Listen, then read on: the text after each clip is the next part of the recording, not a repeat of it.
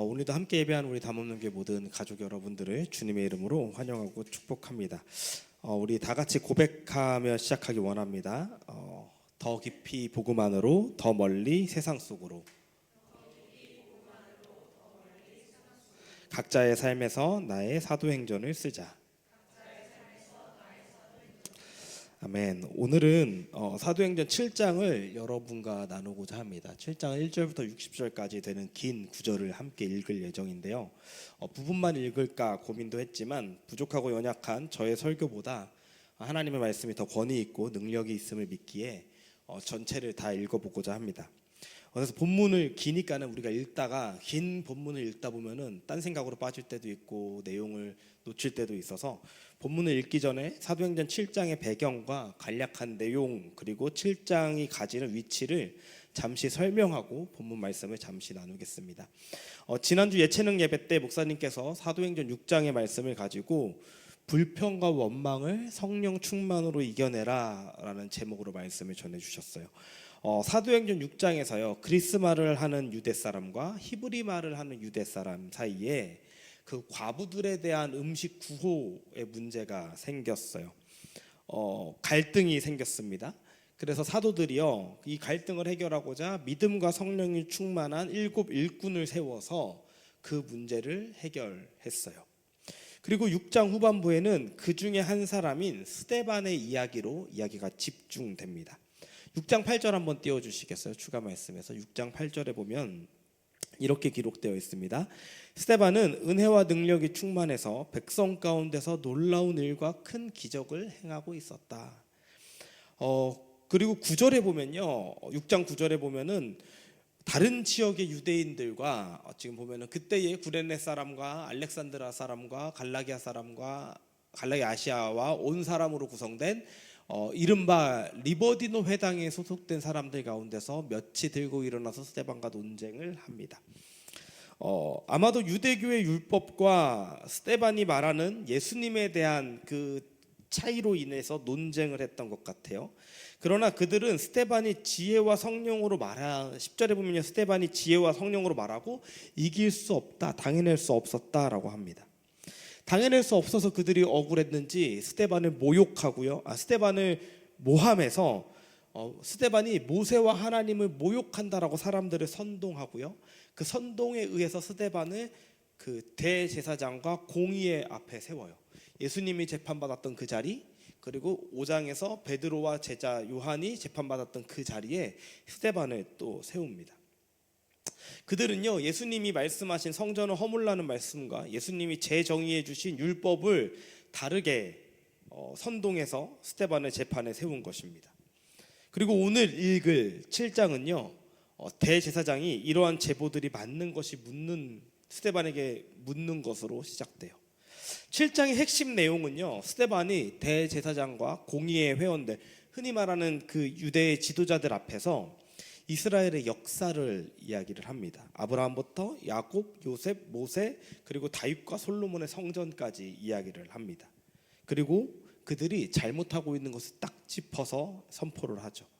그 자신들의 잘못을 들은 대제사장과 유대인들이요 격분하며 즉결 심판을 하는데요. 즉결 심판은 로마법에 어긋나요.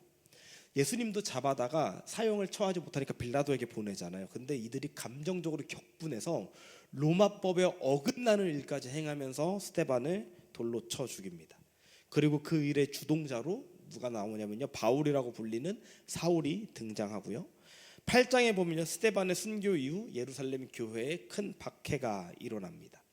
사도행전을 볼 때 7장이요 정말 중요한 위치에 있어요. 사도행전을 관통하는 중요한 성경 말씀이 사도행전 1장 8절인데요 우리 너무나 잘 알죠. 이렇게 기록되어 있습니다.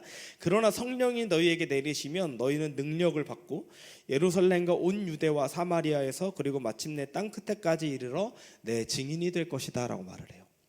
예루살렘에 성령이 임하고 복음이 선포돼요. 그 다음에 어디로 가야 돼요? 유대로 가야 되고요. 그 다음에 사마리아와 땅 끝으로 가야 돼요. 스데반의 순교를 통해서 순교부로부터 시작해서 예루살렘 교회의 박해가 시작됐고요. 그 박해로부터 시작해서 복음이 퍼져가기 시작되는데요. 8장에는 사마리아의 복음이 전해지고 있습니다. 그리고 그 뒤에 스데반의 순교의 주동자였던 사울이 예수님을 만나고 바울이라는 이름으로 온 열방 땅 끝에까지 복음을 전하게 되는 그 시작점이 바로 7장의 스데반 사건입니다. 이러한 배경을 알고서 이제 7장을 읽어보도록 하겠는데요. 육성으로 읽으면 너무 힘들 것 같아서 제가 오디오를 준비했습니다. 여러분들 가진 성경책 또는 이제 여기 나와 있는 PPT 화면을 잘 따라서 우리 함께 읽어보도록 하겠습니다. 사도행전 7장. 대제사장이 스데반에게 물었다. 이것이 사실이요? 스데반이 말하였다. 부형 여러분, 내 말을 들어보십시오. 우리 조상 아브라함이 하란에 거주하기 전에 아직 메소포타미아에 있을 때에 영광의 하나님께서 그에게 나타나셔서 말씀하시기를 너는 내 고향과 친척을 떠나서 어디든지 내가 지시하는 땅으로 가거라 하셨습니다. 그래서 그는 갈대아 사람들의 땅을 떠나 하란으로 가서 거기서 살았습니다. 그의 아버지가 죽은 뒤에 하나님께서 그를 하란에서 지금 여러분이 사는 이 땅으로 옮기셨습니다. 그러나 하나님께서는 여기에서 유산으로 물려줄 손바닥만한 땅도 그에게 주지 않으셨습니다.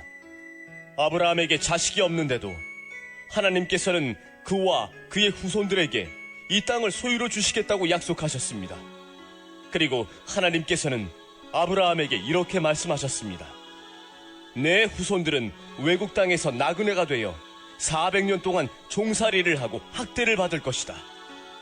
또 하나님께서 말씀하시기를 그러나 그들을 종으로 부리는 그 민족을 내가 심판하겠고 그 뒤에 그들은 빠져나와서 이곳에서 나를 예배할 것이다 하셨습니다. 그리고 하나님께서는 아브라함에게 할례의 언약을 주셨습니다. 그래서 아브라함은 이삭을 낳고 8회째 되는 날에 그에게 할례를 행하고 이삭은 야곱에게 또 야곱은 12족장에게 할례를 행하였습니다. 그런데 그 족장들은 요셉을 시기하여 이집트에다 팔아넘겼습니다. 그러나 하나님께서 그와 함께 하셔서 모든 환난에서 그를 건져내시고 그에게 은총과 지혜를 주셔서 이집트의 바로 왕에게 총애를 받게 하셨습니다. 바로는 그를 총리로 세워서 이집트와 자기 온 집을 다스리게 하였습니다. 그때에 이집트와 가나안 온 지역에 흉년이 들어서 재난이 극심하였는데 우리 조상들은 먹을거리를 구할 수 없었습니다. 야곱이 이집트에 곡식이 있다는 소문을 듣고서 우리 조상들을 처음으로 거기로 보냈습니다. 그들이 두 번째 갔을 때에 요셉이 그의 형들에게 자기를 알리니 이 일로 말미암아 요셉의 가족관계가 바로에게 알려졌습니다. 요셉이 사람을 보내서 그의 아버지 야곱과 모든 친족 75사람을 모셔오게 하였습니다. 야곱이 이집트로 내려가서 그도 거기서 살다가 죽고 우리 조상들도 살다가 죽었습니다. 그리고 그들의 유해는 나중에 세겜으로 옮겨서 전에 아브라함이 세겜의 하몰 자손에게서 은을 주고 산 무덤에 묻었습니다. 하나님께서 아브라함에게 약속하신 때가 가까이 왔을 때에 그 백성은 이집트에서 늘어나고 불어났습니다. 마침내 요셉을 알지 못하는 다른 임금이 이집트의 왕위에 올랐습니다. 이 임금이 우리 결혜에게 교활한 정책을 써서 우리 조상들을 학대하되 갓난아기들을 내다버리게 하여서 살아남지 못하게 하였습니다. 바로 이때에 모세가 태어났습니다. 그는 용모가 아주 잘생긴 아기였습니다. 그의 부모는 그를 3달 동안 몰래 집에서 길렀습니다. 그 뒤에 어쩔 수 없어서 내다버렸는데 바로의 딸이 데려다가 자기 아들로 삼아서 길렀습니다. 모세는 이집트 사람의 모든 지혜를 배워서 그 하는 말과 하는 일에 능력이 있었습니다. 모세가 40살이 되었을 때에 그의 마음에 자기 동족인 이스라엘 사람의 사정을 살펴볼 생각이 났습니다. 어느 날 그는 자기 동족 한 사람이 억울한 일을 당하는 것을 보고 그의 편을 들어 이집트 사람을 때려 죽여서 압박받는 사람의 원한을 풀어주었습니다. 그는 자기 동포가 하나님이 자기 손을 빌어서 그들을 구원하여 주신다는 것을 깨달을 것으로 생각하였는데 그들은 깨닫지 못하였습니다. 이튿날 모세는 동족들끼리 서로 싸우는 자리에 나타나서 그들을 화해시키려고 하여 말하기를, 이 사람들아, 그대들은 한 형제가 아닌가? 그런데 어찌하여 서로 해하는가 하였습니다. 그런데 동료에게 해를 입히던 사람이 모세를 떠밀고서 이렇게 말하였습니다. 누가 너를 우리의 지도자와 재판관으로 세웠느냐? 어제는 이집트 사람을 죽이더니 오늘은 또 나를 그렇게 죽이려 하는가? 이 말을 듣고서 모세는 도망하여 미디안 땅에서 나그네가 되었습니다. 거기서 그는 아들 둘을 낳았습니다. 40년이 지난 뒤에 천사가 시내산 광야에서 가시나무 떨기 불길 속에서 모세에게 나타났습니다. 모세가 이 광경을 보고 기이하게 여겨서 자세히 보려고 가까이 가는데 주님의 음성이 들렸습니다. 나는 내 조상들의 하나님, 곧 아브라함의 하나님, 이삭의 하나님, 야곱의 하나님이다. 모세는 두려워서 감히 바라보지 못하였습니다. 그때에 주님께서 모세에게 말씀하셨습니다. 내 신발을 벗어라. 내가 서 있는 곳은 거룩한 땅이다. 나는 이집트에 있는 내 백성이 학대받는 것을 분명히 보았고 또 그들이 신음하는 소리를 들었다. 그러므로 나는 그들을 구원하려고 내려왔다. 이제 내가 너를 이집트로 보내니 너는 가거라.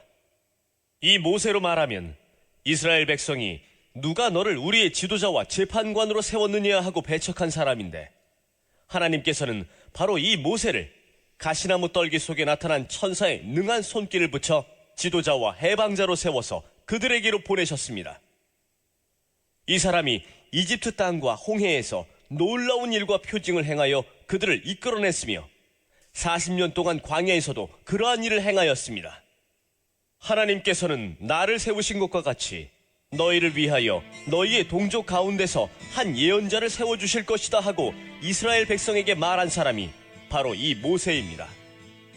이 사람은 이스라엘 백성이 광야에서 회중으로 모여 있을 때에 시내산에서 그에게 말하는 천사와 우리 조상들 사이에 중개자가 되어서 산 말씀을 받아서 우리에게 전해준 사람입니다. 그러나 우리 조상들은 그의 말을 들으려고 하지 않았고 그를 제쳐놓고서 이집트로 돌아가고 싶어 하였습니다. 그래서 그들은 아론에게 말하였습니다. 우리를 인도할 신들을 우리에게 만들어 주십시오. 이집트 땅에서 우리를 이끌어내온 그 모세가 어떻게 되었는지 우리는 도무지 모르겠습니다. 그때에 그들은 송아지를 만들어 놓고서 그 우상에게 희생 제물을 바치고 자기들의 손으로 만든 것을 두고 즐거워하였습니다. 그래서 하나님께서는 그들에게서 얼굴을 돌리시고 그들을 내버려 두셔서 하늘의 별들을 섬기게 하셨습니다. 이것은 예언자들의 책에 기록된 바와 같습니다. 이스라엘 가문아, 너희가 40년 동안 광야에 있을 때에 희생물과 제물을 내게 바친 일이 있었느냐? 너희는 몰렉신의 장막과 레판신의 별을 받들었다. 그것들은 너희가 경배하려고 만든 형상들이 아니더냐?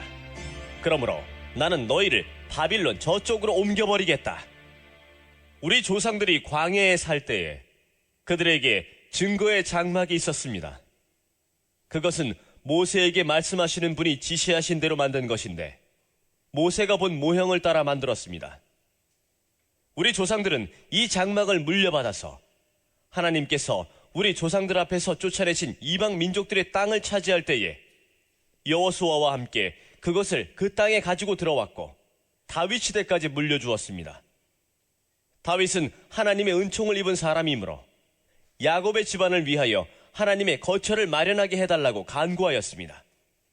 그러나 야곱의 집안을 위하여 집을 지은 사람은 솔로몬이었습니다. 그런데 지극히 높으신 분께서는 사람의 손으로 지은 건물 안에 거하지 않으십니다. 그것은 예언자가 말하기를 주님께서 말씀하신다. 하늘은 나의 보좌요 땅은 나의 발판이다. 너희가 나를 위해서 어떤 집을 지어주겠으며 내가 쉴 만한 곳이 어디냐? 이 모든 것이 다 내 손으로 만든 것이 아니냐 한 것과 같습니다. 목이 곧고 마음과 귀에 할례를 받지 못한 사람들이여, 당신들은 언제나 성령을 거역하고 있습니다. 당신네 조상들이 한 그대로 당신들도 하고 있습니다. 당신들의 조상들이 박해하지 않은 예언자가 한 사람이라도 있었습니까? 그들은 의인이 올 것을 예언한 사람들을 죽였고 이제 당신들은 그 의인을 배반하고 죽였습니다. 당신들은 천사들이 전하해준 율법을 받기만 하고 지키지는 않았습니다. 그들은 이 말을 듣고 격분해서 스데반에게 이를 갈았다. 그런데 스데반이 성령이 충만하여 하늘을 쳐다보니 하나님의 영광이 보이고 예수께서 하나님의 오른쪽에 서 계신 것이 보였다. 그래서 그는 보십시오. 하늘이 열려 있고 하나님의 오른쪽에 인자가 서 계신 것이 보입니다. 하고 말하였다. 사람들은 귀를 막고 큰 소리를 지르고서 일제히 스데반에게 달려들어 그를 성 바깥으로 끌어내서 돌로 쳤다. 증인들은 옷을 벗어서 사울이라는 청년의 발 앞에 두었다. 사람들이 스데반을 돌로 칠 때에 스데반은 주 예수님, 내 영혼을 받아주십시오. 하고 부르짖었다. 그리고 무릎을 꿇고서 큰 소리로 주님, 이 죄를 저 사람들에게 돌리지 마십시오. 하고 외쳤다. 이 말을 하고 스데반은 잠들었다. 아멘. 길었습니다. 하지만 저의 말보다 하나님의 말씀이 더 능력이 있음을 믿습니다. 저는 이 긴 본문에서 자세하게 보면 좋지만 시간과 이것들이 제약이 되어 있기 때문에 성령이 충만한 스데반을 통하여 보는 세 가지를 함께 짧게 나누고자 합니다. 지난 금요일날 저는 성결이라는 주제로 여러분과 말씀을 나누었습니다. 성결은 거룩함, 깨끗함을 의미하는 단어인데 다른 의미로 성령의 충만함, 영의 충만이라고 말씀을 드렸었습니다. 성령의 충만한 사람은요, 예수님을 믿고 구원받았는데 굴곡이 있는 삶, 신앙생활을 넘어서서 그리스도의 장성한 분량까지 꾸준하게 성장하며 넘어져도 금세 일어나는 신앙이라고 했고요. 성령의 충만함으로 인하여 성화되어져 가는 과정이라고 했습니다. 그리고 성령이 충만한 사람에게는 반드시 성령의 열매가 맺힌다고 금요일날 말씀을 드렸었습니다. 오늘 스데반은요, 그러한 성령의 충만한 사람이 어떠한 모습인지를 보여주는 사람 중에 한 명입니다. 오늘 살펴볼 세 가지 중에 첫 번째는요, 성령이 충만한 사람은 말씀을 하나님의 마음으로 이해하게 되고 하나님의 마음으로 해석할 수 있게 된다입니다. 스데반은요, 헬라어 이름이에요. 스테파노라고 불려져. 이름이 헬라어라는 말은요, 이 사람이 정통적인 유대인은 아니었을 거예요. 헬라에 속한 유대인, 그리스 말을 하는 유대인이었을 거예요. 그렇다면은 죄송합니다. 아무리 성경에 대하여 많이 알고 있다고 한들 지금 그가 서 있는 대제사장과 공의회 그 지도자들만큼 알고 있을까요? 오늘 본문 2절에 보면요, 스데반이 대제사장과 공의회 앞에서 이렇게 말해요. 부형들이여. 그 2절 보여주실 수 있으신가요? 네. 부형들이여 말이에요. 이게 한자어로 아비부자의 그 형자고요. 영어로도 보면요, brothers and fathers 이렇게 나오죠.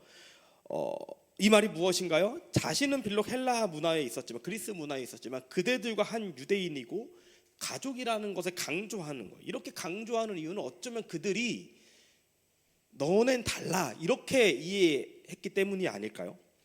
그러한 스데반이 그들이 별로 이렇게 인정하지 않을 것 같던 그리스계 유대인이었던 스데반이요, 구약의 말씀을 가지고 이스라엘의 역사를 가지고 그들 앞에서 설교를 합니다. 여러분 한번 생각을 해봅시다.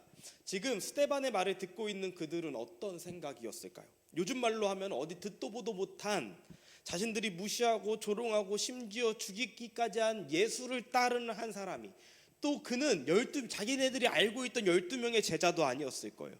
12명의 제자도 아니었던 어디서 툭 튀어나온 그리스계 유대인이 자신들의 앞에 서서 재판받고 있는 자신들 앞에서 설교하는 거예요. 구약을 들먹이고 이스라엘의 이야기를 하고 있는 것입니다. 말도 안 되는 상황이고 들을 가치조차 없었을 이야기였을 것입니다. 그런데 스데반의 설교가 마치자 그들의 반응이 어떻습니까? 격분합니다. 왜 그랬을까요? 찔리니까 격분했던 거예요. 그들이 정통 유대인이고 말씀과 이스라엘의 역사를 엄청나게 알고 있다고 한들 그들은 그 말씀과 역사를 이해하지 못하고 해석하지 못했습니다. 지식으로만 가득 차 있는 그들의 머리와 전통이 예수가 하나님의 아들임을, 예수가 그들이 기다리고 있던 메시아임을, 예수가 하나님이심을 보지 못하게 했어요. 전통이, 말씀이, 지식이. 오히려 그들의 지식이 예수를 죽였고 그들의 지식이 이스라엘을 망하게 했습니다. 그리고 지금 스데반의 설교의 내용에도 그들은 족장들이 요셉을 시기하여 이집트에 팔아넘겼듯 하나님의 예언자들을 박해했듯 그들은 지금도 예수와 예수를 믿는 자들을 똑같이 행하고 있는 것입니다. 오늘 스데반이 공의회에 선 재판을 받는 이유가 뭡니까? 그 선동했던 이유가 모세와 율법 그리고 성전을 모독했다라는 이유예요. 그런데 오늘 본문 37절을 보면요, 그들이 알고 있던 모세가 뭐라고 말했냐면요, 37절 한번 다 같이 읽어볼까요? 시작. 하나님께서는 37절이요. 시작. 하나님께서는 나를 세우신 것과 같이 너희를 위하여 너희의 동족 가운데서 한 예언자를 세워주실 것이다 하고 이스라엘 백성에게 말한 사람이 바로 모세예요. 예수 그리스도에 대해서 말한 사람이 모세인데 유대인들은 그 모세를 존경하면서 모세 이야기를 알지 못했어요. 그리고 48절에서 50절에 보면요, 자신들이 그렇게 신성하게 여기던 성전이 하나님을 위한 성전이 아니라 하나님이 이스라엘을 위해서 만들어진 너희를 위한 성전인데 그 성전을 신성시해요. 근데 하나님 뭐라고 말해요? 그 49절에 보면요, 주님께서 말씀하신다. 하늘은 나의 보좌요 땅은 나의 발판이다. 너희가 나를 위하여 어떠한 집을 지어주겠으며 내가 쉴 만한 곳이 어딨냐. 성전에 하나님을 가둬두지 말라라는 거예요. 성전은 이스라엘을 위해서 하나님이 만들어주신 것이지 하나님을 위해서 이스라엘을 만든 게 아니라는 거예요. 근데 이들을 이해해요. 오해해요. 해석하지 못하는 거죠. 이것이 지식으로만 가득 찬, 그리고 스데반에 의하면 율법을 받기는 했지만 그것을 이해할 수도 없고 해석할 수도 없어서 지키지 못했던 그 당시 유대인들의 지도자들의 모습이었습니다. 근데 스데반은 그들과 달랐죠. 모세가 율법이, 성전이 그들의 행위에 있어서 중요한 요소로 착각하고 하나님의 마음과 뜻은 온데간데 없고 행위만 남아있는 그들과는 다르게 스데반은 하나님의 마음으로 예수님을 통해 이 땅에 복음이 전해지는 것을 분명하게 알게 되었습니다. 비록 스데반의 출신이 어딘지 모르고 지도자들이 보기에는 보잘것없는 사람 같았으나 성령에 충만한 그는 말씀을 정확하게 볼 수 있었고요, 정확하게 이해할 수 있었고 성령에 충만한 자의 모습은 역사를 해석할 수 있었던 것입니다. 예수님께서 요한복음 14장에 성령님에 대해서 이야기하실 때 진리의 영이라고 말씀하세요. 14장 17절을 보면요, 이렇게 기록되어 있습니다. 그는 진리의 영이시다. 세상은 그를 보지도 못하고 알지도 못하므로 그를 맞아들일 수가 없다. 그러나 너희는 그를 안다. 그가 너희와 함께 계시고 또 너희 안에 계실 것이기 때문이다. 그리고 그 진리의 영이신 성령께서 우리 안에 충만하게 있으실 때 일하시는 것 중에 하나가 뭐냐면요, 요한복음 14장 26절인데요. 그러나 보혜사 곧 아버지께서 내 이름으로 보내실 성령께서 너희에게 모든 것을 가르쳐 주실 것이며 또 내가 너희에게 말한 모든 것을 생각나게 하실 것이다. 말씀을 가르쳐 주시고 예수님의 마음을 알게 해주시는 분이십니다. 성령의 충만한 자의 첫 번째 모습 뭐라고요? 하나님의 말씀을 성령에 의해서 이해하게 되고 해석할 수 있게 된다라는 거예요. 성령이 충만한 자의 모습 두 번째는 이렇게 이해하게 된 말씀을 두려움 없이 살아가게 됩니다. 말씀을 아무리 연구하고 말씀을 지식적으로 채워 넣어도 성령의 인도가 없으면 이해되지 않을 뿐더러 우리는 말씀을 살아낼 수가 없습니다. 때로는요, 우리가 말씀의 지식이 없어도, 때로는 우리가 말씀을 다 몰라도 성령에 충만한 사람은 하나님의 뜻을 따라 두려움 없이 살아가게 됩니다. 왜요? 오셔서 가르쳐 주시거든요. 한국 초기 교회 성도님들 가깝게 우리의 할머니, 저의 할머니 세대, 우리의 부모님 세대 분들은요, 말씀이 지식적으로 넘쳐난 경험을 해보았을까요? 선교 초기에는요, 성경조차 구하기 힘든 시기였어요. 종이가 귀해서 문맹률이 높아 성경을 읽을 수도 없었습니다.